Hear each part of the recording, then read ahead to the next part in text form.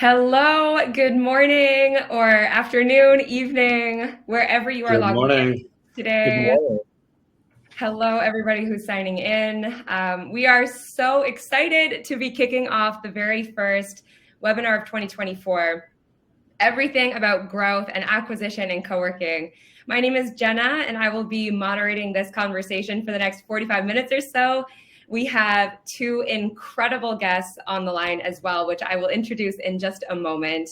Before we jump into the conversation today, first of all, welcome from people all over the world. I know that people are signing in from different corners. Would love for you to hop into the chat box, which you will see at the bottom right-hand side of your screen. Pop into the chat box, say hello, and wherever you are signing in from. I am currently sitting in Vancouver, Canada, and it is a balmy 0 degrees and about 20 new centimeters of snow sitting outside. We were just watching two people ski by my apartment, so hopefully you are sitting somewhere warmer than us. In the chat box, I'm also going to encourage anybody who's interested in hearing something very specific from today's conversation to pop into the chat box and just make a note of what you're most interested in acquisition and co-working. If there's something that you would like us to speak to, we have the ability to keep this conversation dynamic. It's a live webinar, and we would love to make sure that the audience has the tips and the tactics that you are most interested in learning about today. Next to the chat box, you will also see the question tab. The question tab is where I'm going to direct anybody who has a specific question as this conversation unfolds. We will be monitoring it, and also our team is monitoring that chat. So we will do our best to answer those questions as we go, and anything that we miss, we will follow up with resources and an answer after this webinar. Lastly, you will also see a polls tab, which we are going to kick off in a few moments, so stay tuned. And with all of that being said, hello from Canada. Lots of you love the US. Landon, hello. You're also sitting in snow. With all of that being said, let's get this started. So my name is Jenna again, and I lead our customer success team here at Optix. Two incredible guests on the line. We have Kia, our CEO at Optix, and also Adam from Australia, who is hopefully sitting in a whole lot warmer weather than us.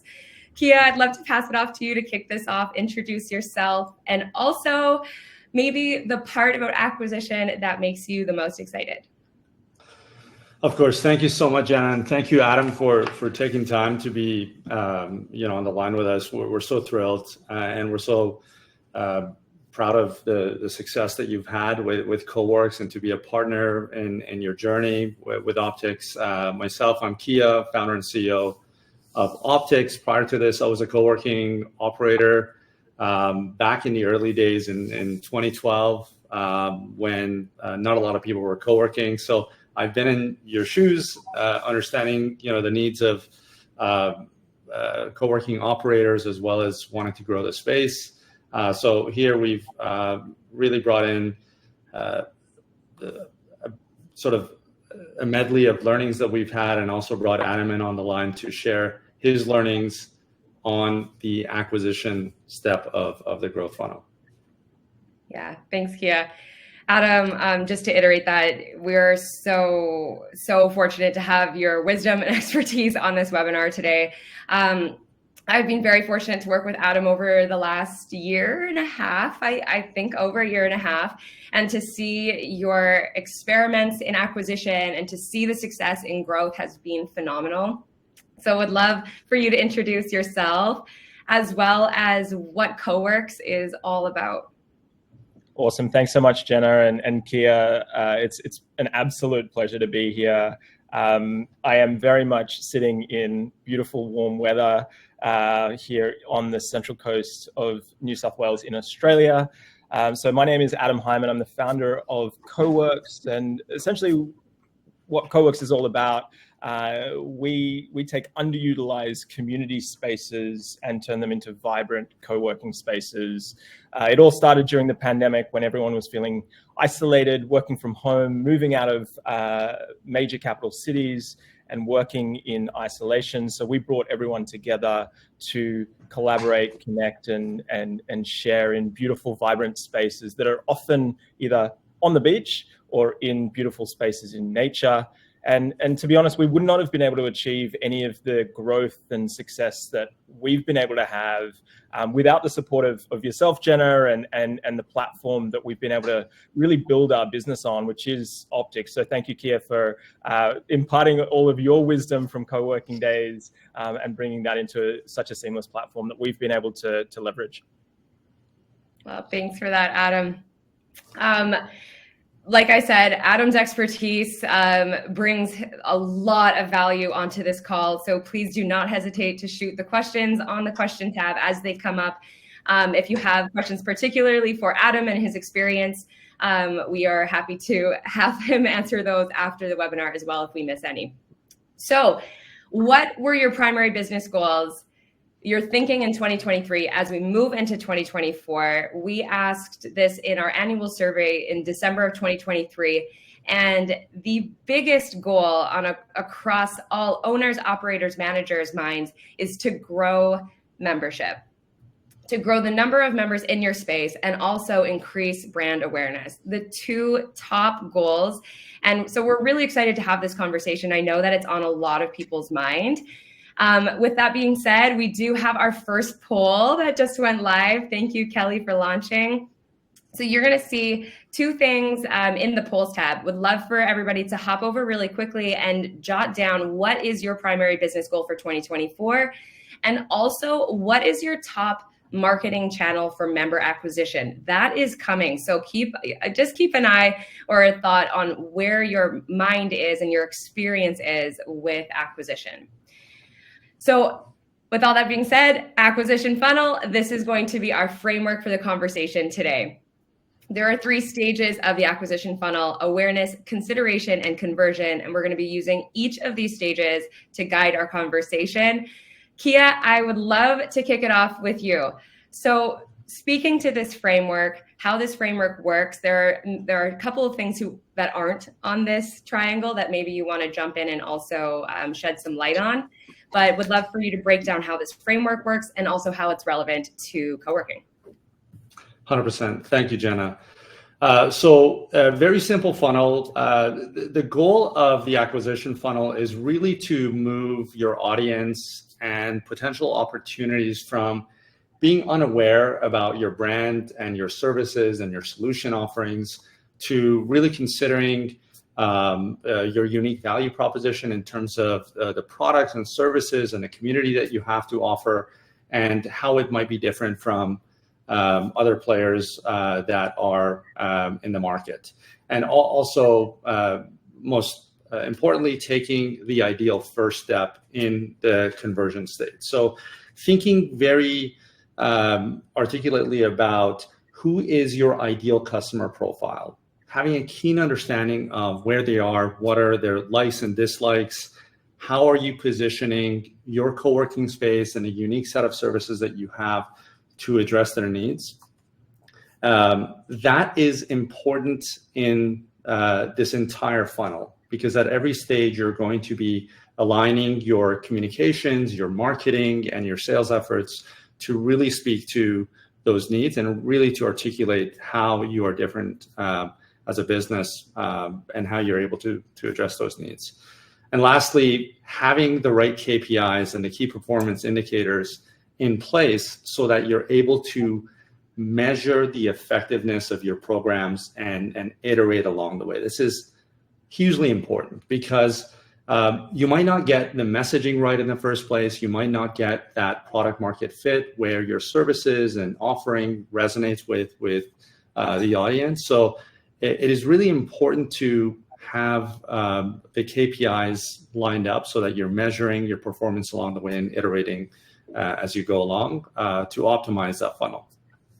One thing I should say, before we dive into the acquisition part, I'd like to kind of zoom out a little bit and just mention acquisition is just one key component of a sustainable growth model. In order for you to grow your business in a consistent, repeatable, sustainable way, you should also be thinking about retention and revenue expansion in a meaningful way, and to be doing acquisition in concert with retention and revenue expansion initiatives. But those two stages I'm sure we'll get into at some point in a future conversation. But for the purpose of this conversation, we're going to dive into awareness, helping get more clients learning about your services and evaluating you as a viable alternative and taking that first desired action. So with this, I'll hand it back to you, Jenna.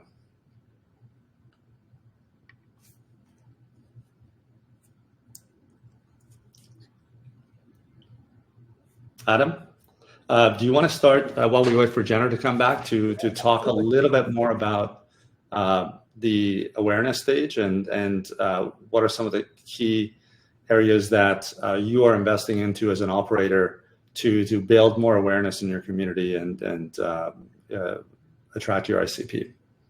Yeah, absolutely. I think a couple of the key things that you mentioned there around the awareness phase and specifically the acquisition funnel being something that feeds into customer retention and member growth is a really important note to have when you are embarking on your acquisition funnel, because everything that comes into acquisition should feed the member retention, member growth from phase one. So for us, as I mentioned in my introduction, KoWorks is all around taking underutilized community spaces and turning them into vibrant co-working spaces.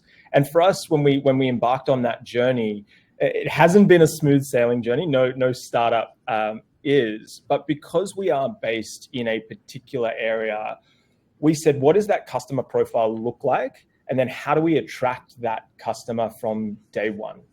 And so with our locations being on the beach, we look at where those customers are, what those customers are doing, what companies do they work for, where are they spending most of their time? Are they sitting in cafes or are they catching public transport? And then from there, we define the activities or the tactics that we look at to attract those customers.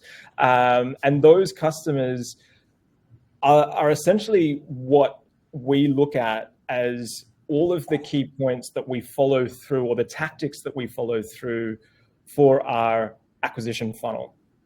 And so for us with KoWorks, it actually did start with one of the tactics that we did not think would be the most successful, and we still use it today, which is Facebook groups. Looking at where our local community is based, communicating with those individuals through various local community groups, local Facebook groups, and sharing the awareness of KoWorks, which then, I guess, drives down the various different stages of the acquisition funnel, which I won't spoiler alert for Jenna. So. Well, thank you for that. And I apologize if my whole screen cut out. I think that the 20 centimeters of snow that's hit Vancouver is probably causing a few technical issues. But just building on that, Adam, and it, like I said, when we kicked this whole thing off, it has been very cool to watch you experiment with different things over the last year and a half. And I'm curious for you to dive in a little bit more. I think this is a real value add for everybody who's also listening in right now. But I would love for you to speak a little bit more into where you've chosen to invest your money and time in building more awareness for KoWorks. And some of those things might not have worked, and some of those things might be also successful. Awesome.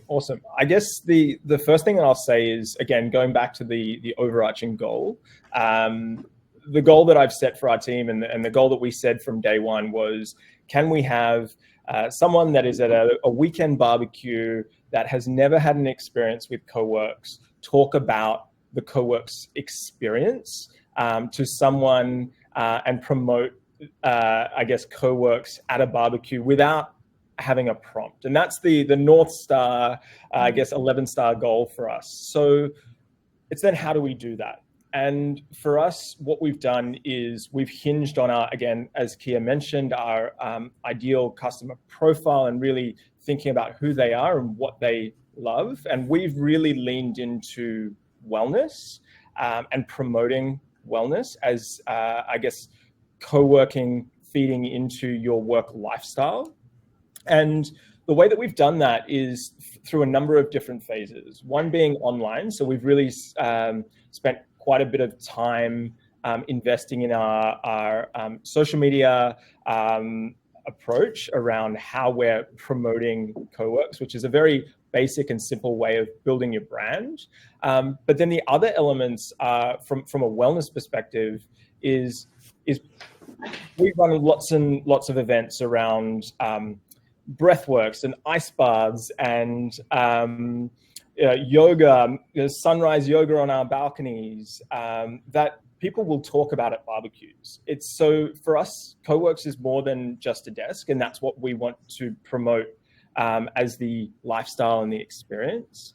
And that flows through in the awareness phase, because when people walk through the door, they're seeing something that they've seen online, social media, or heard about a friend. And then if that translates into reality, the chances of them flowing through the rest of the acquisition funnel are going to be very, very high. Nice. Nice. I'm going to switch slides here for a second. And just, this is a really interesting stat that came out of the GWA. And the most effective marketing tactics, according to co-working operators that they reported on, were member referrals, hosting events, paid ads, social media, and community networking. And just on that point, Adam, you've actually hit in the tactics that you just described, you just hit 4 out of those 5. I'm curious also, Kia, if you want to speak to any of your experience with any of these tactics, or if you have anything to add on their effectiveness that you've seen in the industry. What resonates is in the way that Adam is describing his approach in building awareness is really starting with the differentiated value, which is this incredible experience that KoWorks is able to deliver. This is going to be the key driver of growth when members actually come in at the next stage, which is a consideration to actually kick the tires, to explore, what is KoWorks about? Are people happy? What is the kind of experience or community benefit I'm going to get from KoWorks? And it's for me, I think it's really important that you've aligned on exactly what that is and what makes you unique and different.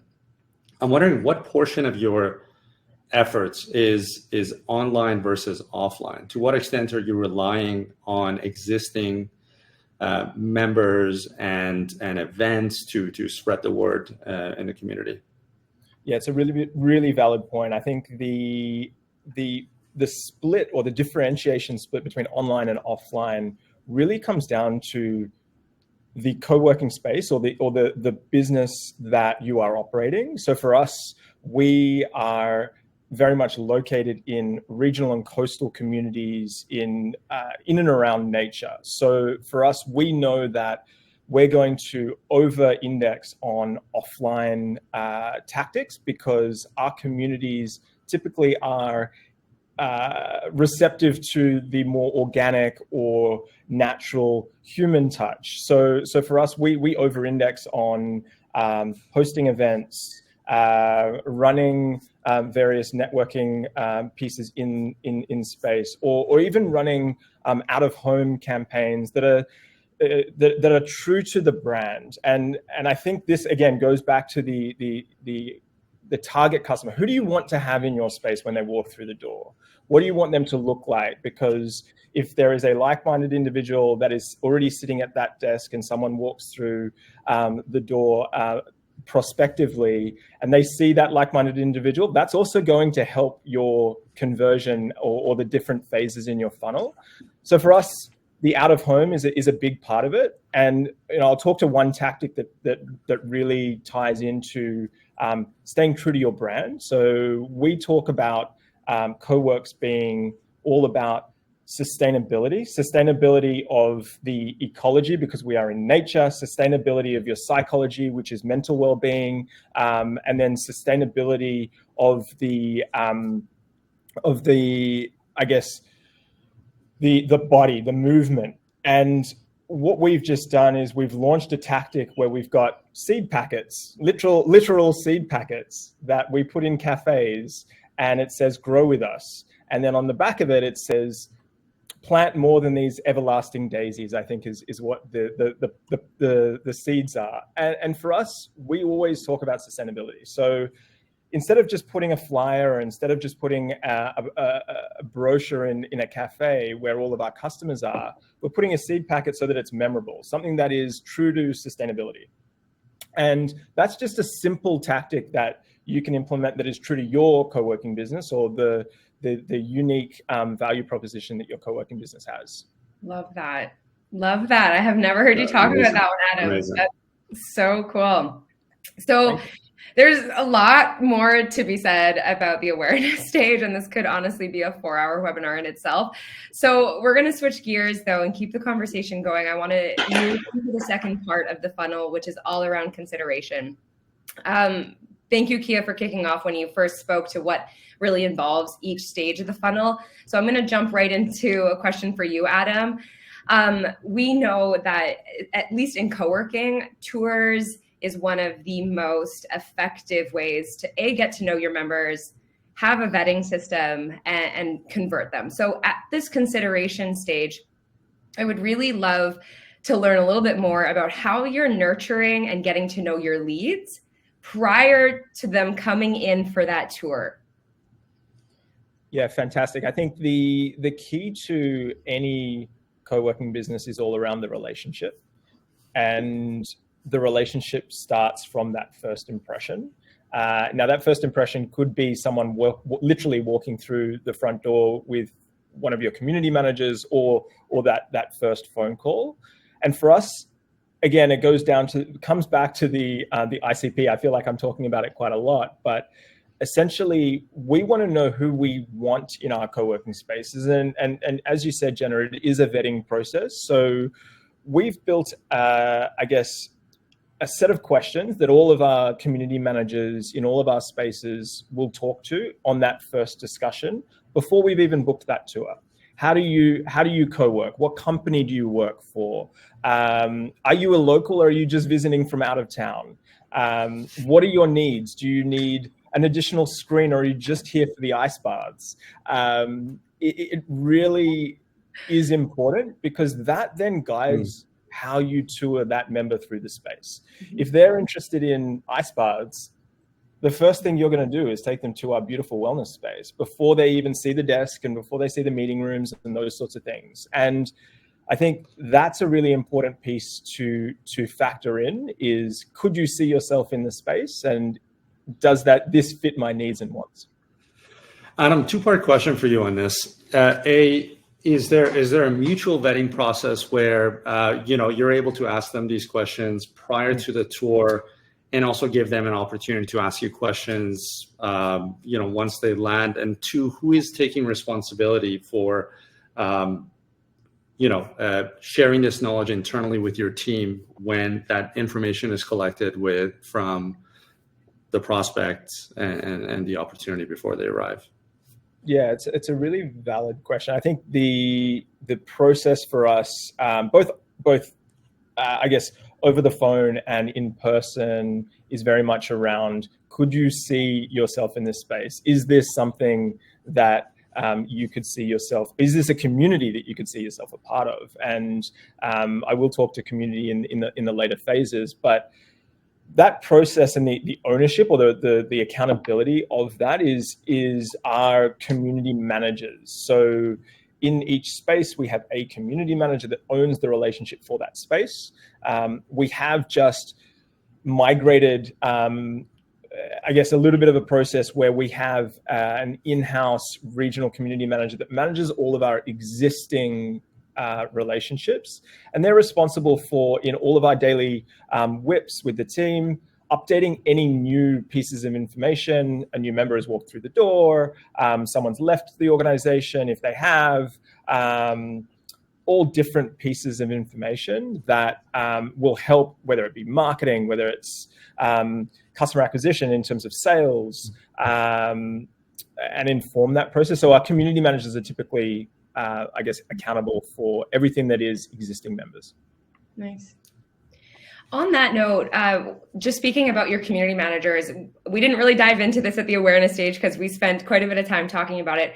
But across these two parts of the funnel that we've covered so far, what KPIs are your community managers looking at and thinking about on a daily, weekly, monthly basis?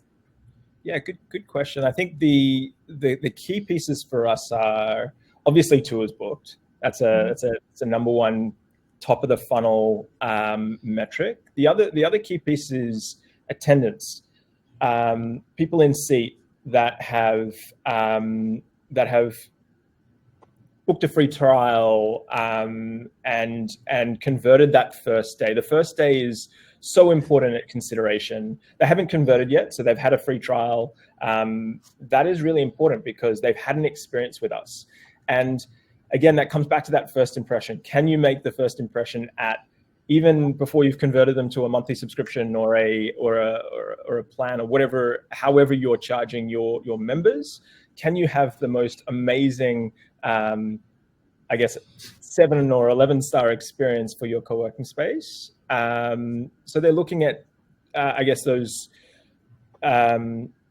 free trials had and those sorts of things. And then it's also, the last piece, which is what are we, not converting at that consideration phase? What are the reasons why people might not join? And I think that's really interesting for us, because if we're seeing the same theme come through, can we provide that for a member?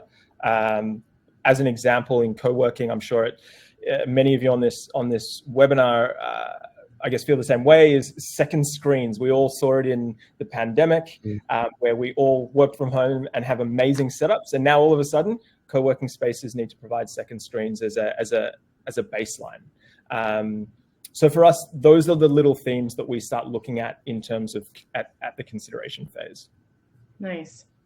Yeah, I think also one thing that has been so cool to watch you implement at KoWorks is this real human touch.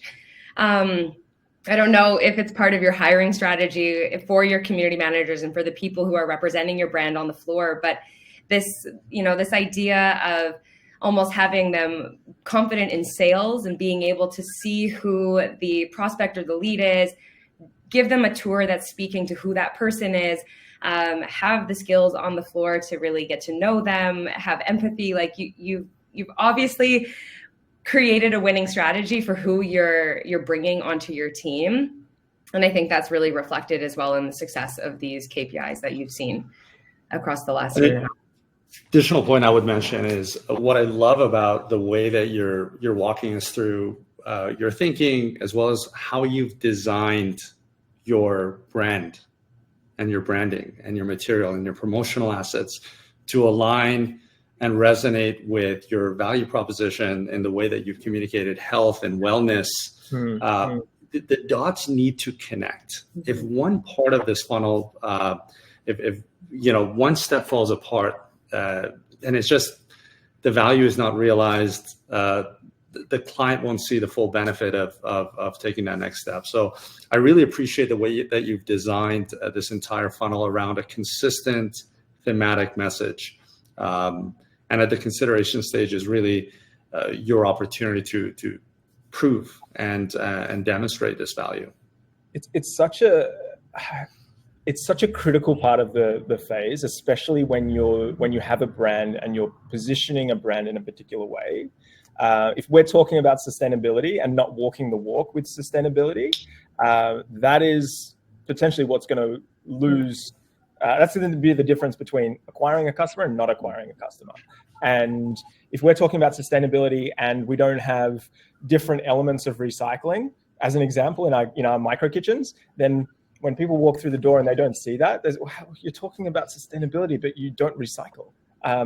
That is, again, the difference between someone signing up and not signing up. Or again, if our community managers are living and breathing the lifestyle that we want to create, we talk about a work lifestyle.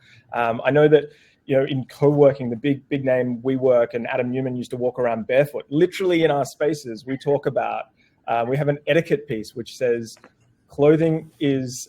shoes are optional, but clothing is not. And that's all around the brand. It's the experience that we want people to have. So when people walk through the door and they actually see that, and they see people walking around barefoot or with Birkenstocks or with board shorts, and is that true to the brand? And is that true to the experience that they're pitching and selling me that that's what my lifestyle is going to be? Yeah. So for us, that's really important at consideration stage. Yeah.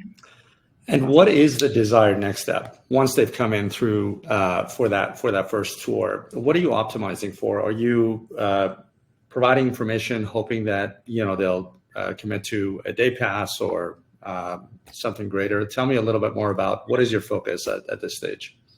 Yeah, it's really interesting. I think we're a little bit unique in I guess, because we've over-indexed on lifestyle, brand, community experience, and I guess the value on the overall experience from a co-working perspective. We do see a very high conversion for people that come into the space and that are there just on a free trial or a tour, convert to a monthly subscription. And the reason for that is, we're 15 minutes from home or 10 minutes from home. We've got multiple spaces that they can go and choose from. So our members, when they subscribe, they can use not just one space, but many spaces. So they truly do see what they are going to be able to get. So we've optimized very much for walk through the door. There should be no reason why you can't sign up. And price is also an indication of that. We are very competitive when it comes to the pricing side, and we never really have to discount because we are already very cheap. So for us, we haven't really optimized for the ad hoc booking. Ad hoc bookings are very easy to do, but for us, we've really optimized to say, once you've walked through the door, if you've had a great experience, chances are you should either sign up for one of our 3 plans. And we're seeing that and you would see that as well from our Optix dashboard is the majority of our revenue comes from monthly subscriptions, and that's what we've really optimized for. Nice. Just on this, before we jump into the final phase, thank you for all of those tactics and also just sharing your experience and what you've experimented with, Adam. We've got a couple of really interesting questions in the chat. Elizabeth, hi. Would really like you to speak to how you collect the feedback of why people are not converting.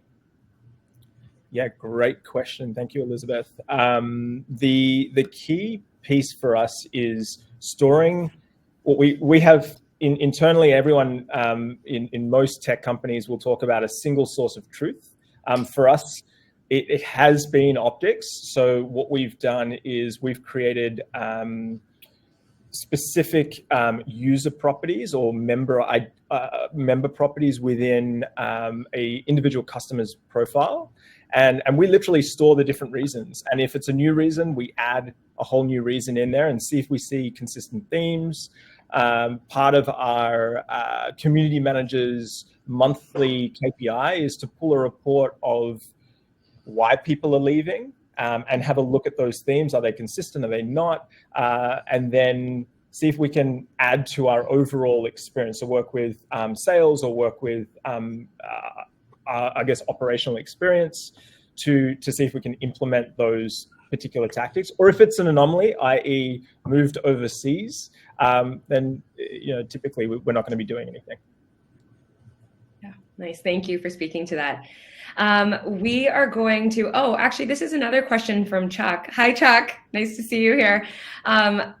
He's curious about what the 3 membership tier prices are and what you consider competitive or cheap.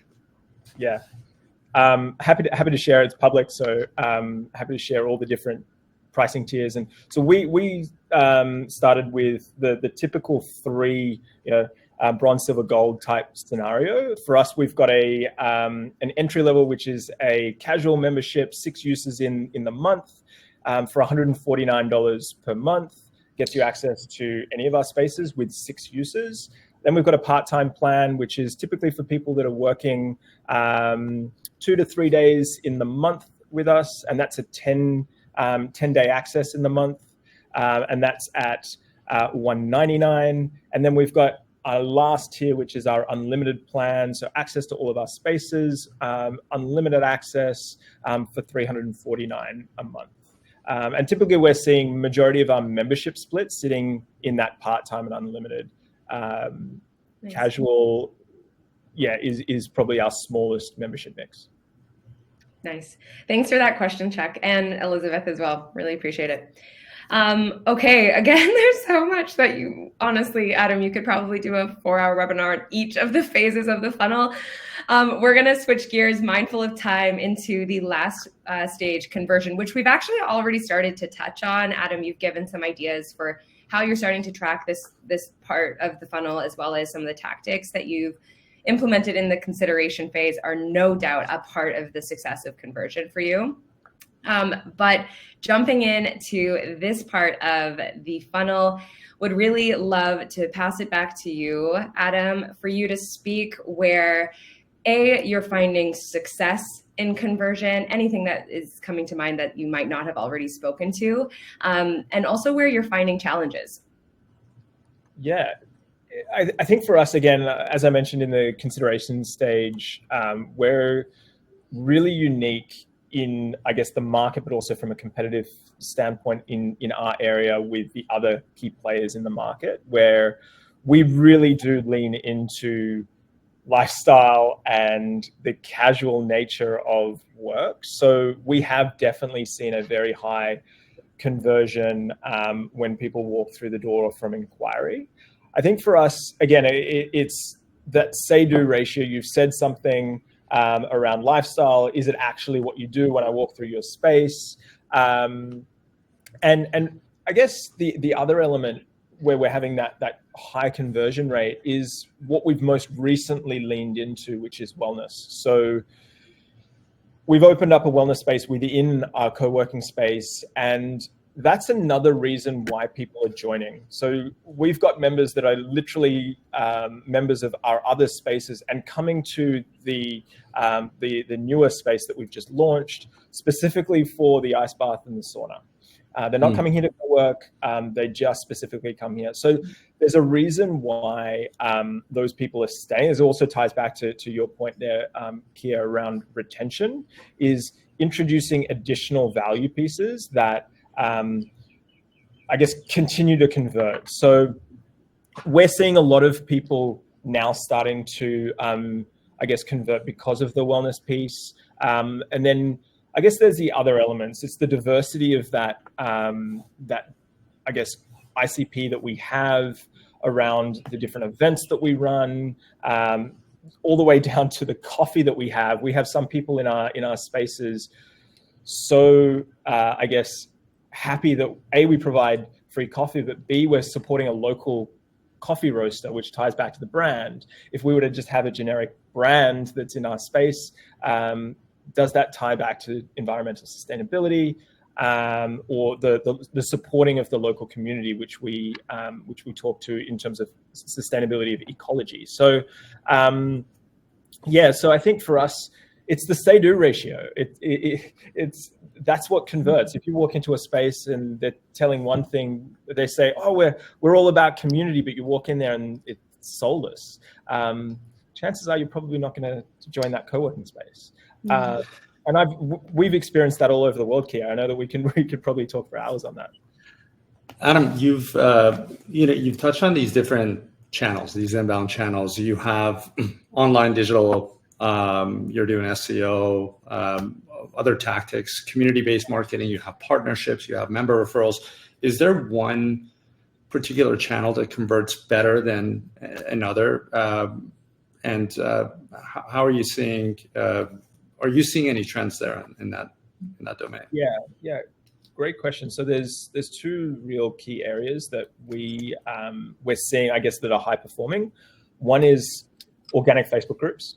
That's like, we double down on that channel because that's where our community seems to share and join our spaces. So we're definitely doubling down on how we can be less self-promotional and more value add in local Facebook groups that are in and around the areas of our spaces. And then the other one is around member referrals, which goes back to the goal that I mentioned at the beginning. We've set a goal for our marketing managers to say, can someone at a barbecue talk about KoWorks unprompted? And that comes back to our member referrals. If our members are at barbecues talking about KoWorks and the beautiful space that they're a part of, and having a great experience, those two channels are going to work hand in hand. And then it's going to tie back to the awareness piece that we're already doubling down, that we're already focused on, whether it be social media brand or any of the other channels that we're focused on. But if you've got a real human talking about your brand, and you've got, I guess, a community forum talking about your brand, then it's going to support the other, I guess, tangible tactics that you're going to be working on as well. Nice. Yeah. One of the pieces around conversion that I think has really come out of this conversation, and it wasn't a part of the funnel. We didn't dive into it as something specifically we were thinking about talking about today, but it really has come back to this ICP and differentiation strategy. Those two pieces have come up for you in every answer you've given, Adam. And I don't know if that was intentional or whether you realized it or not, but I think this whole concept of really getting to know who you're targeting in the first place, figuring out what that person is dreaming about in their co-working experience and bringing that to life, all the while setting yourself apart and being true to your brand. I think this gives a lot of food for thought, I'm sure, to everybody on the line today. Kia, I think it's also a lot of where you get the most excited. It's, I think, where a lot of your questions are coming from as well. Maybe we need a whole other webinar just on this, but I do want to be mindful of time and the intention of today's conversation being around acquisition. There's one additional slide I just want to share a quick insight on in terms of some of the research we've done across co-working, some food for thought as we wrap this up. Primary reasons for potential members who tour but do not join comes from lots of different reasons. 6 on the board here to give you some food for thought though. Needing a dedicated office, and maybe that's not available at the time. Parking, which is huge. Location, price, and also in the polls, we did see price as the #1 reason why most of your prospects are not converting. So that's really interesting to hear. Amenity shortages and lacking community. Lots of things to think about here. We are going to wrap things up. We had one additional question. Chuck, thank you. We will definitely jump back into a conversation and get you some resources on the digital monthly spending. But I just want to wrap it up with the question from John. And this one's for you, Adam. If you have any affiliate marketing or companies or organizations that you've been working with that promote and support similar lifestyles. Yeah, it's really interesting. It's a channel that we haven't activated as yet in terms of the affiliate marketing and the key, I guess, pieces around tracking from a digital component. In a more localized approach for us, we look at health and wellness brands and particular organizations that tie to our brand to help promote.